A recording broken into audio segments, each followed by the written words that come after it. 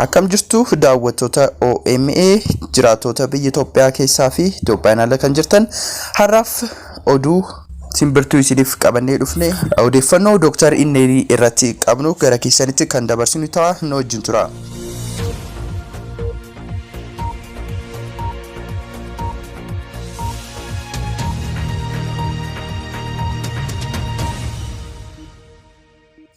Dr. Ileni Gabramadin mana maree gorsitoota dinagdee muummicha ministeera Abiy Ahmed Dunlisan keessaa guyyaa har'aa eegalee baafamuu ministeerii pilaanii fi misoomaa beeksiseera.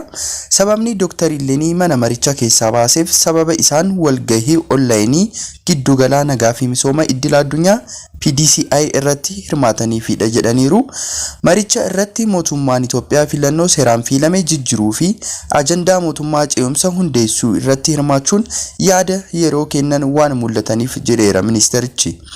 Guyyoota muraasa dura Dr. Ileniin ibsa baasaniin immoo qaama siyaasaa kaminuu hidhataa akka hin qabne ibsaniiru.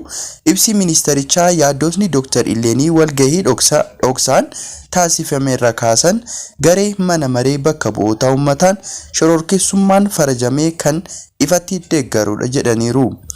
Torban kana eeyyamni dhaabbatamu miti mootummaa giddugala nagaa fi misooma idil addunyaa PDCI jedhamuuf Itoophiyaa keessa socho'u kuni eeyyamni isaa haqamee jira. Akkaatuma labsii yeroo muddameettiin jiraachuu fi birmadummaa biyya balaarra baasuuf deeggarsa ni taasisa jechuun eeyyamni isaa abbaa taayitaa waldaalee siviilii Itoophiyaan haqamee jira. Labsiin yeroo muddaa Itoophiyaa dhaabbilee siviilii kennan mootummaan shororkeessaa jedhee labsii kallattiinis ta'ee kallattiin ala deeggarsa ni taasisu jedhee amanee irratti eeyyama mulquu danda'a. Dhiyoo viidiyoon miliqee baheen Dr. Ileni Profeesar Efreem Yisaaq Ambaasaadar Birhaan Gabra Kiristoos namoota Itoophiyaa beekamoo biroo ambaasaadaroota duraanii US fi kan yeroo mari'atan mul'ataniiru. Kunis ijoo dubbii ta'uusaa ni beekama. Deebiin kennanii deebiin Dr. Ileni gama Tiwiitara isaanii qoodanni hirmaannaan walgahii sana irratti haala hin taaneen akka hubatamee fi kaayyoon waliigalichaas Itoophiyaa keessaa nagaa fiduuf kan keeyyeeffatedha jedhaniiru. Itoophiyaatti mootummaan ce'umsa hundeessuu dabalee heera biyyattiin ala jijjiirama mootummaa taasifamu kamuu akka hin deeggarre himanii jiru. Hirmaannaan isaanis akka lammii Itoophiyaa tokkotti diinagdee biyyattii waraanichaan miidhamee deebisanii ijaaruuf fala barbaaduuf akka ta'e himanii jiru. Kanas yeroo raawwatan dhuunfaan malee dhaabbata dalagaaniif akka bakka hin buune himanii jiru. Dabalataan dhaabbatti isaanii kanneen hojii kalqan gargaaru biluumuun jedhamu cuufamee mootummaan qorannoo irratti gaggeessaa akka jiru hoogganaan dhaabbatichaas Saamu'eel Baqqalaa Tiwiitara gubbaa barreessanii jiru. Obbo Saamu'eel waan Dr. Ileniin dalagaa mormuun aangoo isaaniirraa gadhiisuu isaanii fuula Tiwiitara isaanii irratti beeksisanii jiru. Gama kaaniin kan Dr. Ileniin qooda keessaa kan qabanii fi kanneen hojii kalaqaniif haala mijataa uumuuf bakka hojii gabaabaa fi dheeraa kan dhiyeessu biluu sipees keessaa kan qooda qabanis Dr. Ileni qeeqaniiru. Dhaabbaticha keessaa qooda kan qaban ogeessi dinagdee beekamaan obbo Zamarna Nigaatuu fi Yaasir Baagiraas hirmaannaa walgahii Dr. Ileni akka balaaleffatan Tiwiitara gubbaa ibsanii jiru. Profeesar Efreem Yisaaq marii dhaabbati isaanii qopheessee karaa dogongoraan hubatame jechuun ibsa baasaniiru. Walgahichi akka jedhamitti dhoksaan akka hin ta'amnee fi gama mootummaan UN'tiin ambaasaadarri Itoophiyaa taa'ee Asqasillaasee waamicha taasifamuufis waan isaan hin mijeeffanneef hirmaatu dhaban jedhaniiru. Possible, yes. Yeah. Okay.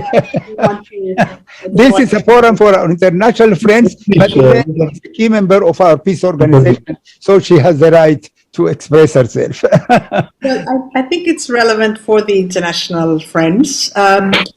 We have heard from various, sources and analyses that, Ethiopia has gone back 30 to 40 years Ambassador Brahane, you spoke of, going back to the Stone Age.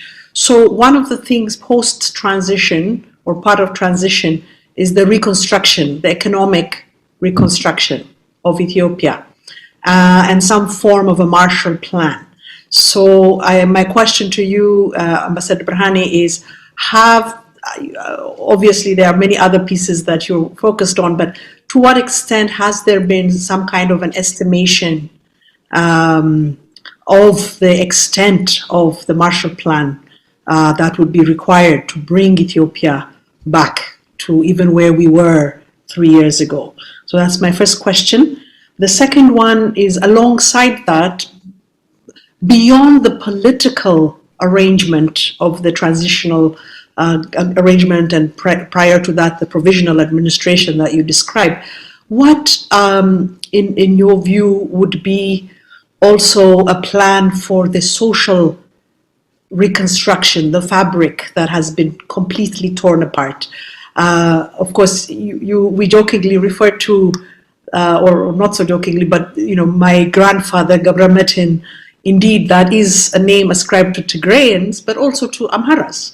As my grandfather moved from northern Shoa to Walaita Sodo, where he married my grandmother, and brought up my father and my aunts and uncles in Sodo.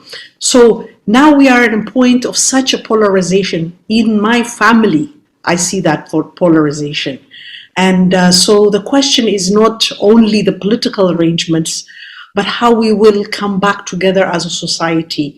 And some might even question whether we were ever together as a society, because it's almost frightening to me how quickly the unitarist perspective took hold.